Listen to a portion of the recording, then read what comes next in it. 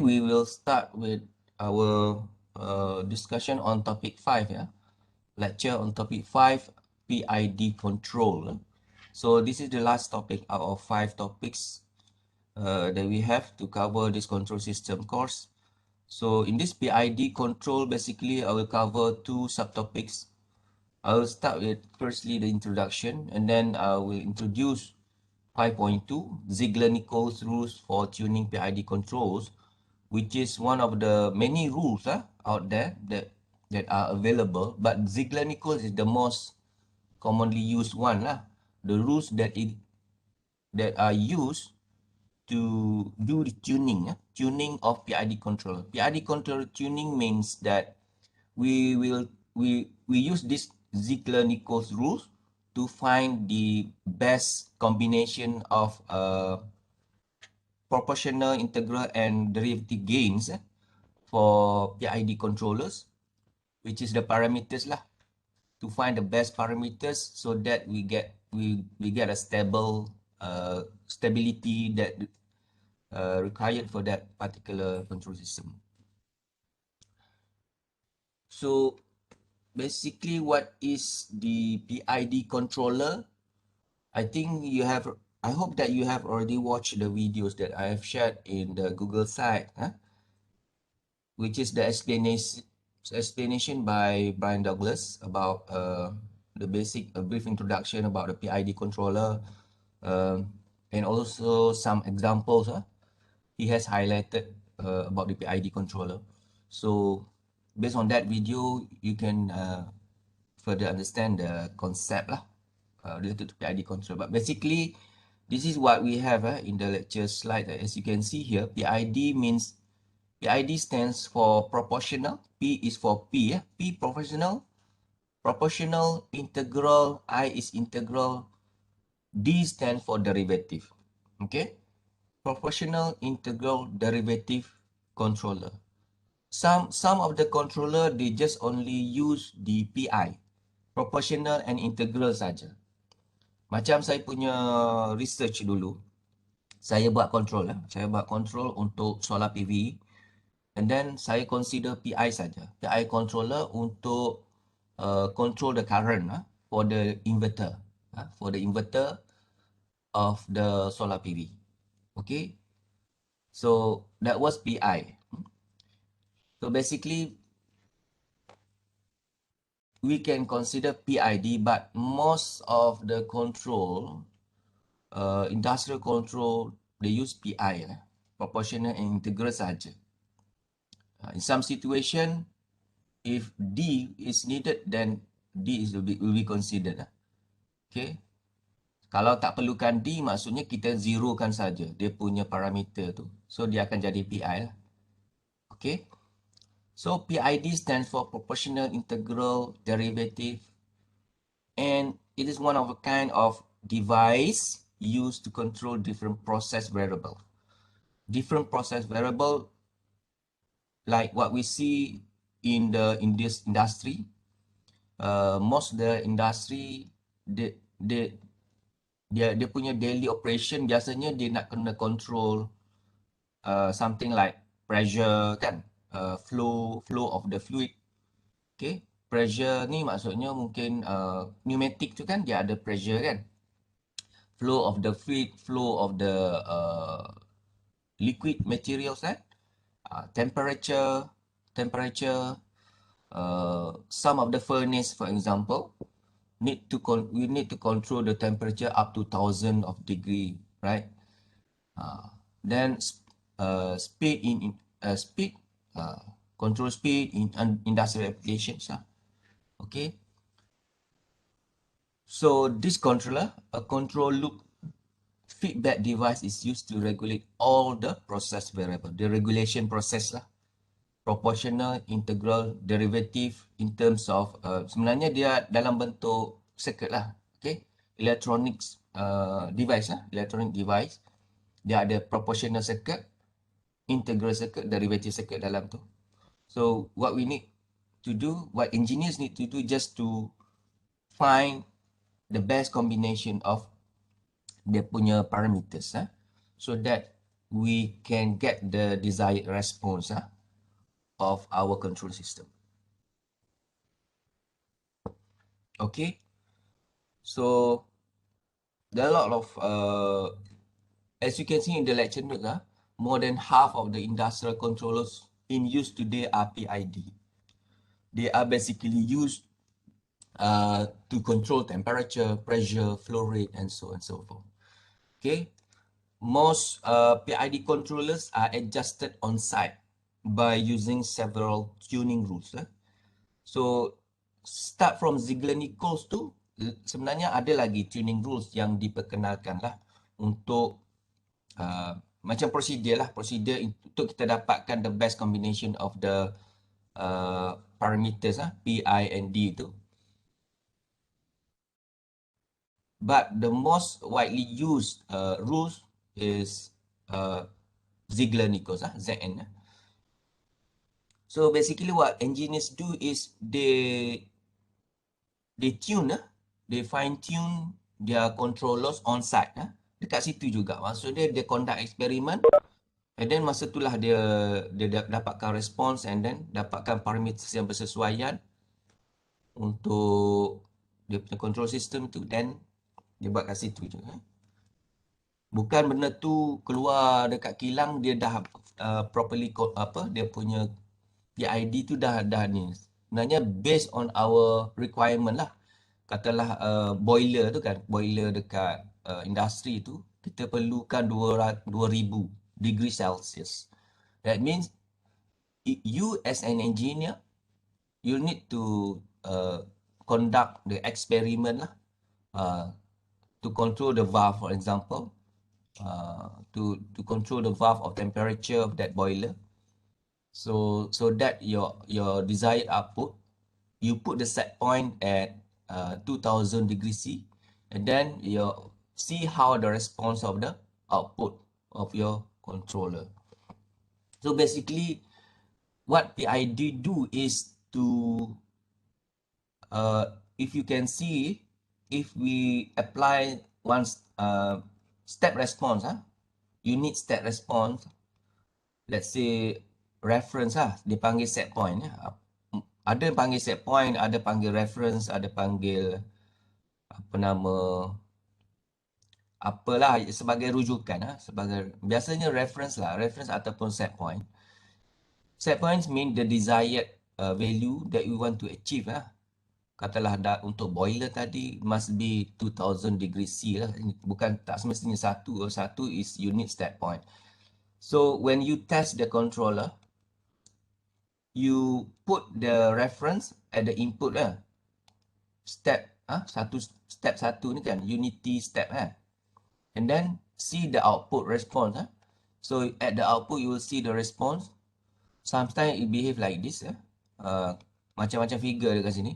If proportional too low, it should look like this If proportional gain is too high, more oscillations like this.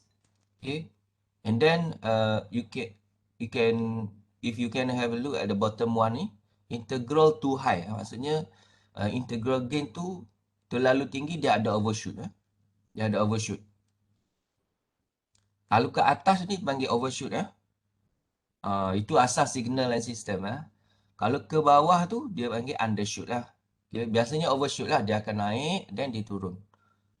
Kalau this is integral gain is too high, if integral gain is too low, suppose that it is below than on the set point. So this, kalau tuning ni basically kita tak fokus pada satu-satu gain lah. Basically all of those three variables or three parameters should be tuned.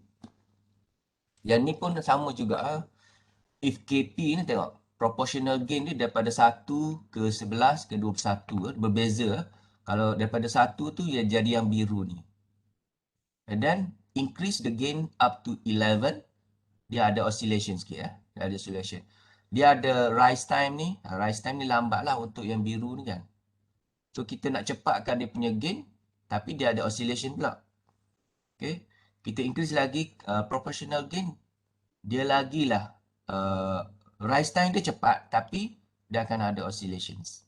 So macam mana kita nak minimizekan oscillation tu, nak stabilizekan, kita kena tune bukan sahaja KP tetapi juga TI, which is time constant for integral derivative ya, integral punya parameters, integral gain, and then TD ya, dia ada KP, TI, and TD.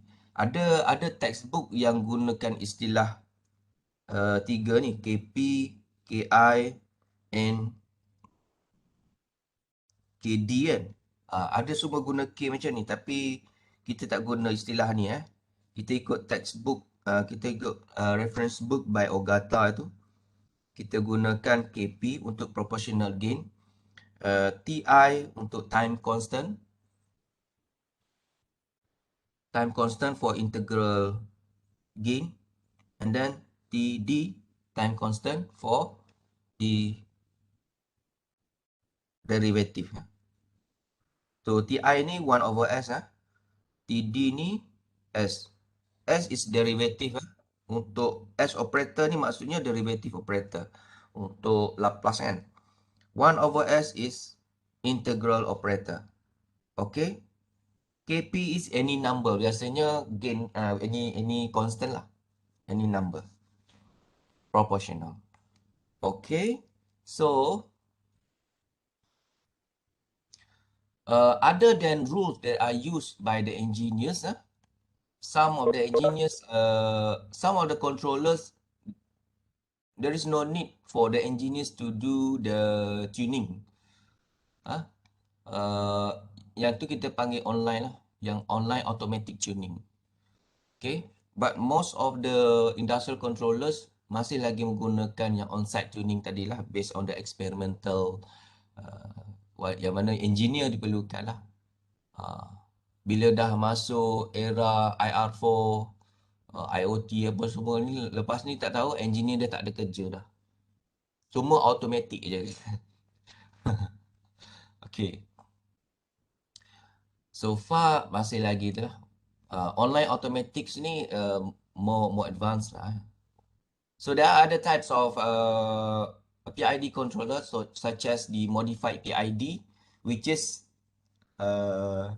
kita tak cover dalam kita punya perbincangan untuk topik 5 ni Modified PID, contohnya IPD and multi-degree of freedom PID control. So basically in this topic, we will cover first is introduction. Basically we will cover the first one. We will cover the first one, yang ni. Okay. PID control with Ziegler-Nichols rules. Okay. This is the scope for this year. For all of you that are registered in this year. Okay. This is the scope, because this is the first time I offer this course. I see that a lot of materials need to be covered. In PID controller, especially for Ziegler-Nichols rules. Termasuk MATLAB, nanti saya akan tunjukkan jugalah untuk esok punya session tu. Saya pun tak install lagi MATLAB. Harap tak ada masalah untuk tunjukkan di sini macam mana kita nak gunakan MATLAB untuk melihat kita nak codekan MATLAB tu supaya kita dapat respons macam mana tu kan, untuk kita tune. So basically we will cover this one. This one, PID control with Ziegler-Nichols rules. You can do self-study for other sections, which is PID controller design using frequency response approach. Okay, kalau sempat saya akan sediakan lecture note saja untuk pembacaan lah. Okay, macam nombor 3 ni pun saya tak cover dalam lecture. Okay, nombor 3, PID controller design using computational optimization approach. Yang ni juga you boleh buat self study lah. Yang ni kita boleh guna intelligent method to find the best combination of parameters of P, I and D. Maksudnya kita tak perlu guna rules lah. Kita just guna optimization like PSO, genetic algorithm, so on so forth kan. Artificial neural network kan. Ha. Yang tu yang nombor 3. Fuzzy ke apa semua, boleh. Boleh. Itu yang ni klasikal lah. Yang ni klasikal lah, Ziegler-Nichols. Yang ni lebih moden lah. Okay. Yang PID controller using frequency response approach ni juga sebenarnya klasikal. And then actually this sama saja, objektifnya sama saja. That's why in this course material I will cover just only the Ziegler-Nichols rules. Right? Okay. So that is what is covered in the lecture note, the first lecture notes. So I'm going to open the second lecture notes here. Okay, I'm going to open this second lecture note. Sekejap, need to do some settings here. Sekejap. Saya nak pause sekejap lah. So, habis introduction. 5.2 is Ziegler-Nichols rules for tuning PID controllers. So, what is Ziegler-Nichols rules for tuning PID controllers? So, basically for the historical background, macam mana Ziegler-Nichols dia buat eksperimen dan until dia dapat satu ni, and then dia sediakan satu untuk memudahkan kita semua lah. Okay. Dia kan rules lah. Rules untuk panduan researchers, untuk panduan engineer sekarang ni masih digunakan untuk fine tune the PID controller in power plant lah. Alright. So basically kita dah familiar dengan closed loop control system like this.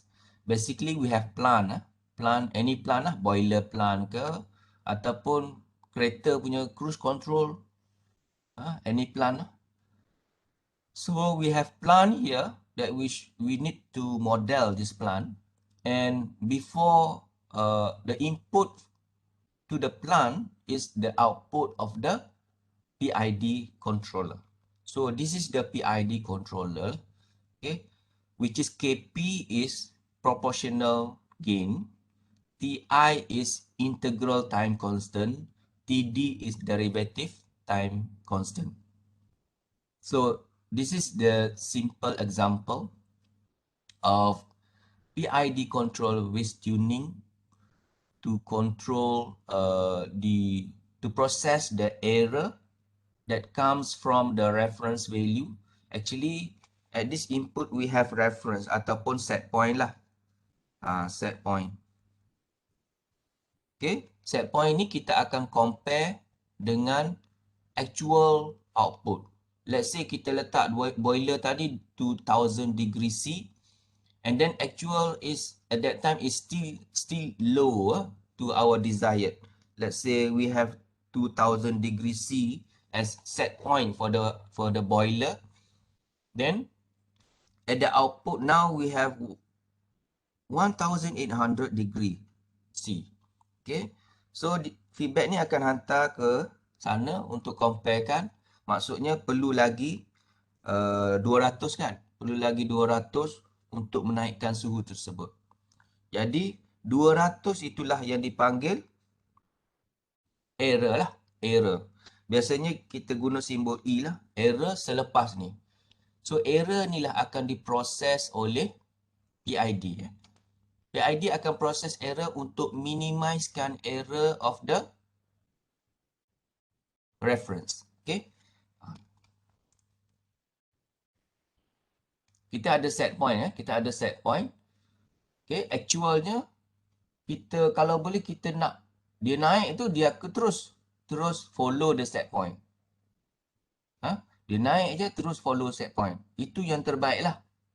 But actually, dynamic the system, apa-apa saja sistem, of course dia ada dia punya dynamics lah. Diciptakan macam tu.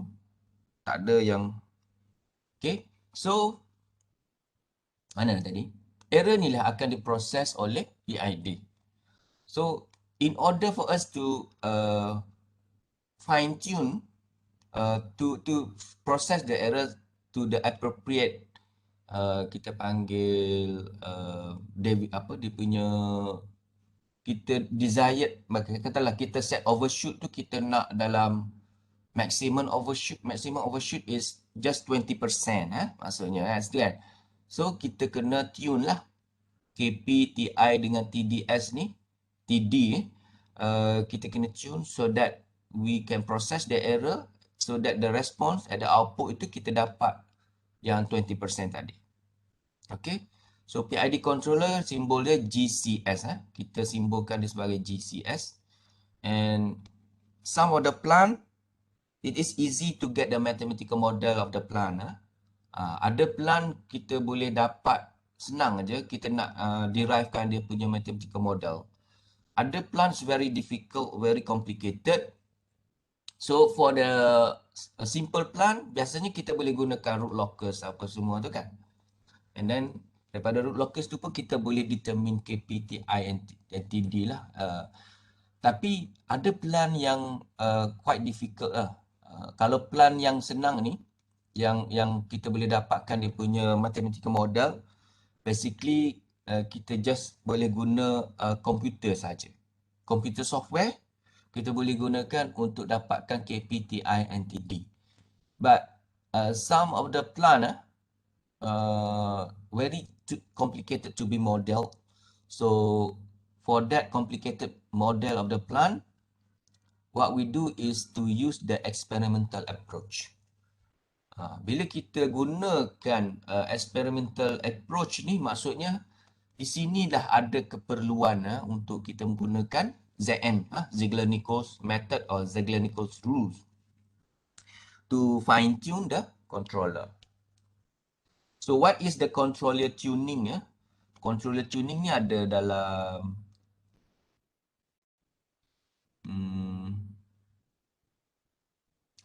ni PID control of plant ini. So what is the controller tuning? Which is the process of selecting the controller parameters to meet the given performance specification. Okay. So we have the given performance specification. Let's say this is the set point. So in that controller, we need the output like this, which is overshoot. Katalah overshoot ni paling tinggi pun 30% saja kita nak. Okay. Itulah dia panggil performance specification. Performance specification. Okay. So we do the experiment and we use the Ziegler-Nichols tuning method. So basically in Ziegler-Nichols tuning method, we use rules for tuning the parameters of KP, TI and TD based on experimental step response. Okay, based on experimental step response. Sometimes we can just only use KP value. Okay, kita tak perlu TI, TD tak perlu dah. Kita just tune KP saja, KP value that result in marginal stability when only proportional action is used. Kadang-kadang just proportional action is already enough to get our desired specification. Okay, so this one KP only tuning is necessary. Okay, but for some other performance specification that need KP, TI and TD to be tuned, we need to use the Ziegler-Nichols approach. Right. So what we need to do is to find KP, TI and TD lah, which is proportional gain, integral time constant and also derivative time. So to determine the KP, TI and TD, basically it is based on the transient response characteristic of the given plant yang tadi lah. Saya tunjuk contoh tadi. Based pada transient response characteristic ni yang kuning ni kita tengok berapa dia punya overshoot. Kadang-kadang dia letak syarat undershoot, overshoot, macam itulah. Ataupun settling time, ada settling time. Settling time ni masa dia nak settle ke keadaan stabil. Let's say that is the settling time kan. Okay.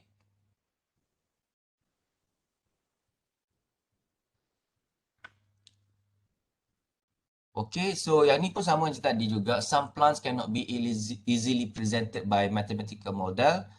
That is what engineers do is to go to the site and do the on-site experiment to determine KP, TI, and TD tadi.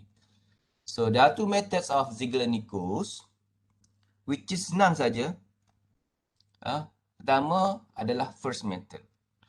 Yang kedua adalah second method.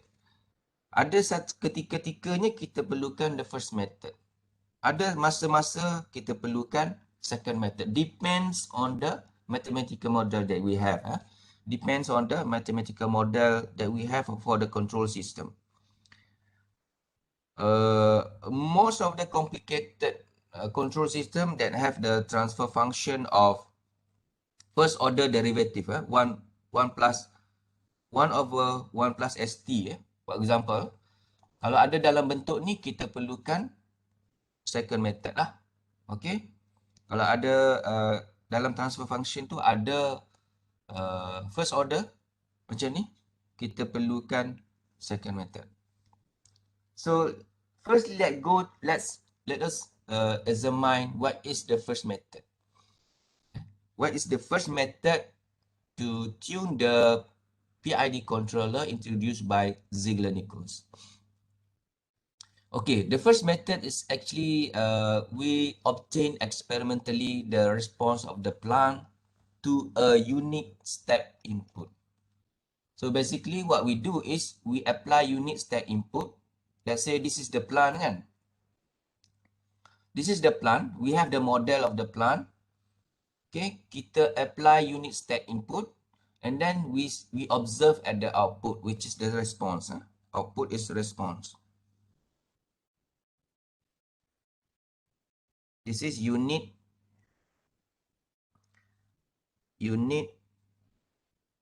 step input. Unit means satu lah. Unity . So we apply unit step input to the plant and then observe the response. Biasanya response tu akan naik macam ni dalam bentuk macam S shape. Dalam bentuk S shape macam ni. Okay. So when we do on-site experiment, we apply unit step input and we observe the output, which is the response, and we expect that the response should behave like a S shape like this. Okay. So bila kita dapat S shape itu, when we get at the output that S shape, so this is the first method. Saya cuba colorkan lebih bold lagi supaya lebih nampak sini. Tak tahulah nampak ke tak. Saya cuba colorkan tadi lebih bold lagi. Yang biru ini dia punya output response dalam bentuk S shape. Level K ini adalah set point lah. Kita apply unique step input, maknanya kat sini satu kan. Dia naik, dia output dia kita expect dia akan mencapai ke level 1 ni, ke arah samaan dengan 1 for Y axis, for CT, and then dia akan maintain. So bila kita dapat graph seakan S shape ini, what we do is firstly we draw the lines. We draw the lines of tangent line at inflection point. Tangent at inflection point. So yang saya tunjukkan tadi tu adalah inflection point. Kita gariskan satu garis lurus. Kita gariskan satu garis lurus. And then dia akan ada intersection dengan yang ni, K ni. Parameter dilabelkan sebagai K. Intersection. K ni sebenarnya arah set point sebenarnya. So dia ada intersection. Lines ni akan intersect dengan K. And then kita boleh dapatkan parameter T. Okay. Parameter T bermula daripada sini. intersection dekat x axis ataupun t axis, time axis, and intersection dengan k juga. Okay, along the t axis. And then L. L ni sebenarnya dia punya time, L is delay time. L is delay time, which is start from sini ke 0 lah. Ke 0. Okay. So, we get this parameter, which is basically L, which is the delay time, and T, which is the time constant. Once kita dapat dua value tu, L dengan T, basically we can represent the transfer function of the controller itu sebagai CS over US. CS over US. Ada tak ni? First method.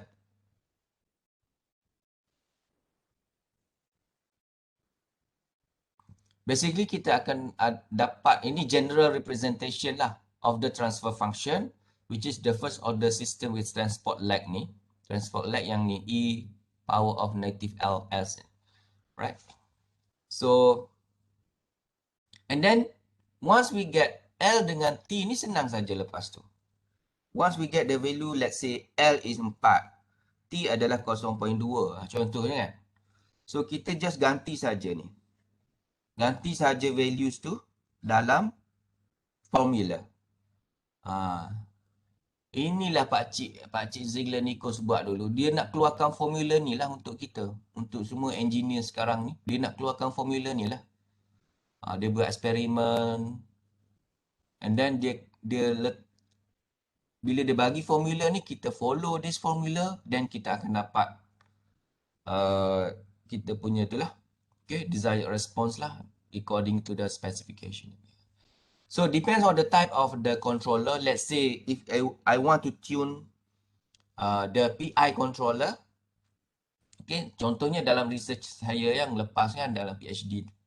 Saya nak tune PI controller untuk inverter saya tu. Saya just kena guna equation ni saja. Saya dah dapat saya punya nilai T dengan nilai L dan ganti saja untuk dapatkan berapakah gain untuk PI controller saya.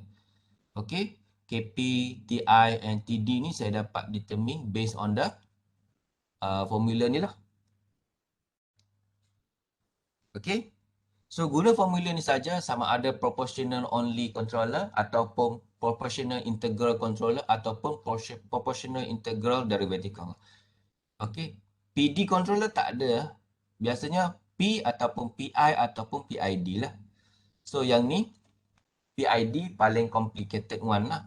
So we just need to substitute the values that we already get from our experimental test tadi, and then substitute so that we can get the values of KP, TI and TD.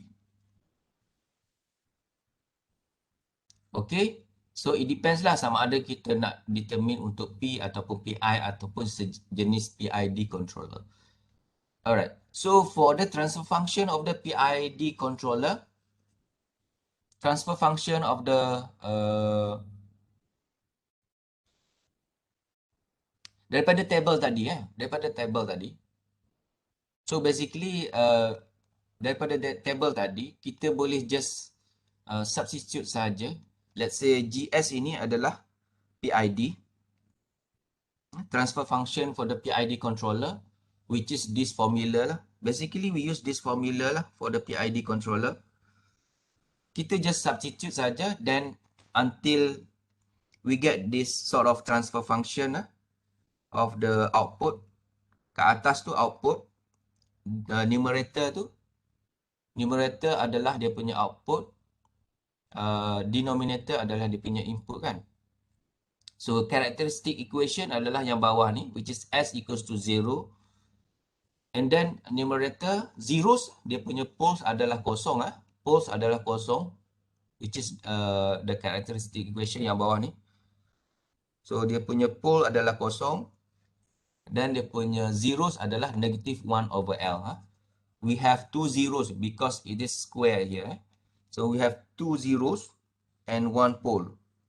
pole location is at 0, s equals to 0, and two zeros location at negative 1 over L. Ada dua zeros dekat negative 1 over L. So itu adalah untuk the first method. The first method.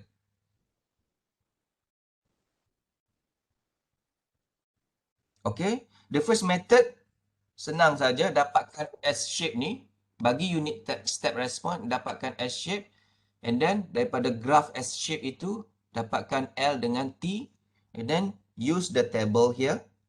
Use the table to get the KP, TI and TD. Okay, itu dia punya rules untuk first method. For the second method,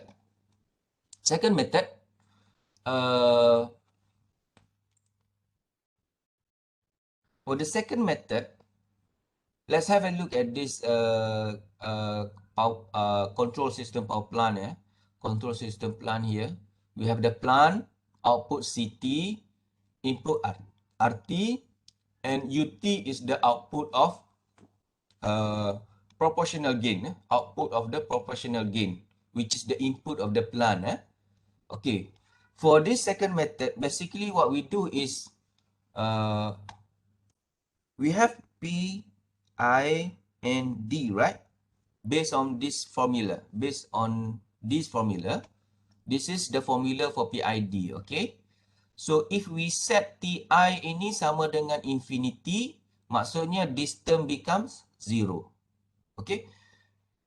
Similarly, if we set TD ni, tau D ni, sama dengan 0, meaning that this term becomes 0.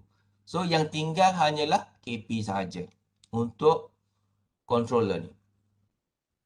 Okay. First step in second method is we set tau I equals to infinity and tau D equals to 0, so that this term becomes 0 and the derivative terms also becomes 0. Means that only KP sahaja. Only KP sahaja. So once kita set tu, the initial condition itu, kita ada KP sahaja. Then for this KP, we try to get the best value of KP. Bermula daripada kosong. Sehinggalah K yang paling critical. K yang paling critical, which is kita panggil KCR. KCR means critical value of the gain. Of the proportional gain. Critical value of the proportional gain. Okay. So, kita mula daripada 0 sebab dia ada KP saja kan. Macam, if you can have a look at this figure, we have KP. So, we vary this value of the KP start from 0 till KCR. Critical value of the KP. Okay. Semasa KCR ini, kita dapat respons yang macam ni.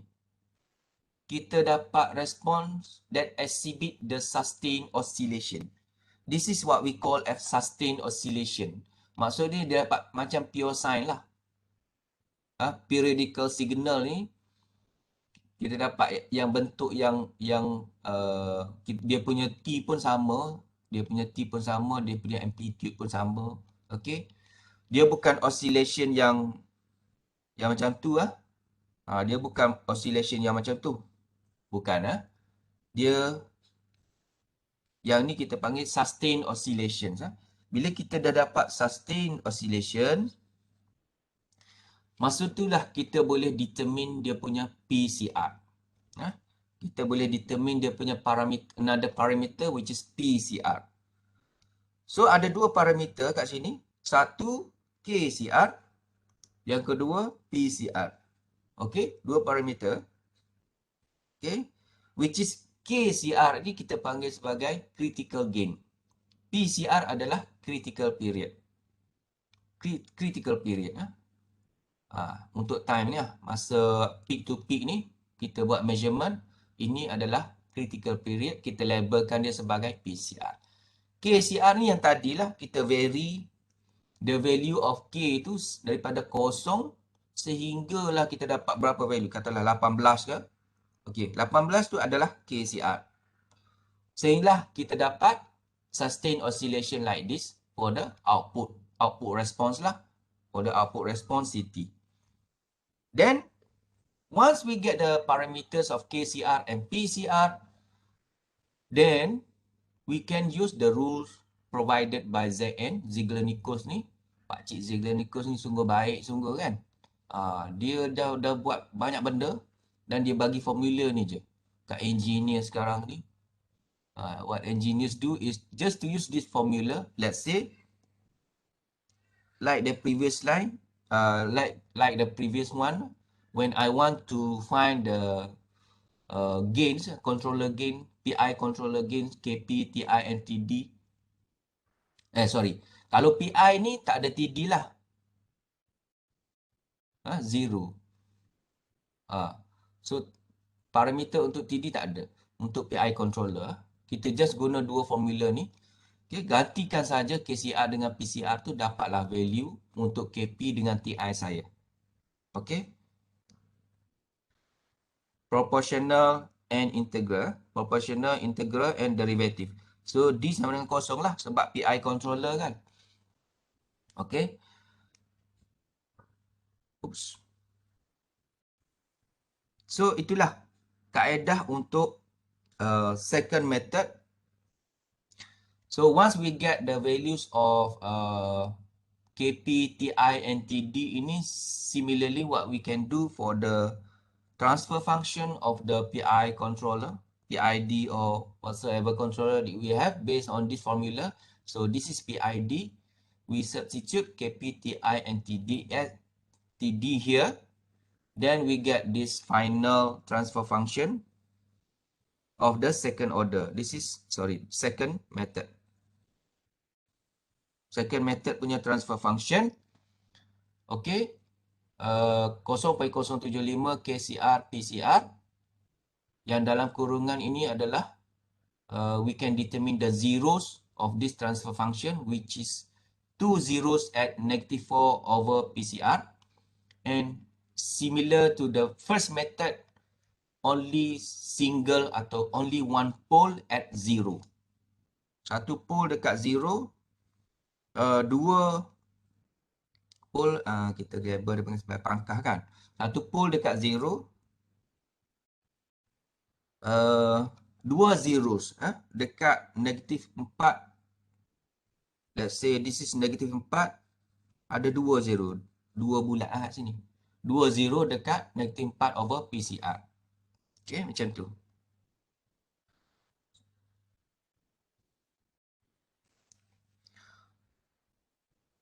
So, for this method, if a system with known mathematical model, from the transfer function, we can determine the root locus. Thus, if the root locus has point of crossing with j omega axis, thus we can determine KCR and the frequency of sustained oscillations. Okay. Kalau sistem tu kita boleh dapatkan dia punya model, dia punya model, dan kita evaluate dia punya transfer function, dan kita dapatkan dia punya root locus. So, kita boleh determine omega CR ni. Omega CR biasanya dekat zero crossing lah. Dekat zero crossing kita boleh determine omega CR. Bila kita dah ada omega CR ini, kita dapat determine PCR.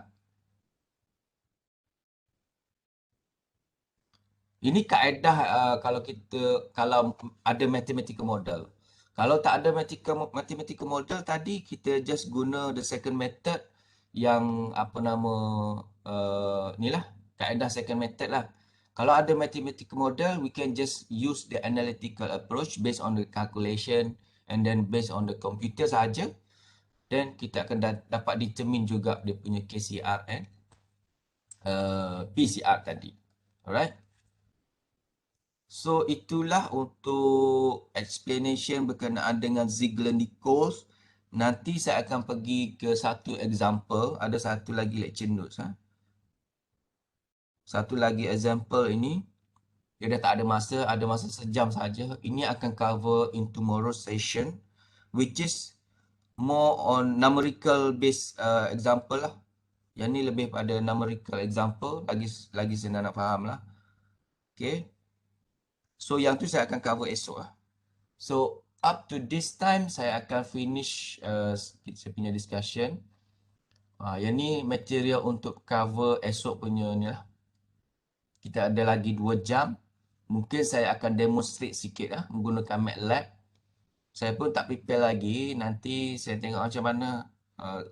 MATLAB pun tak install lagi. Macam mana nak install MATLAB? Okay. So up to this time, I will finish this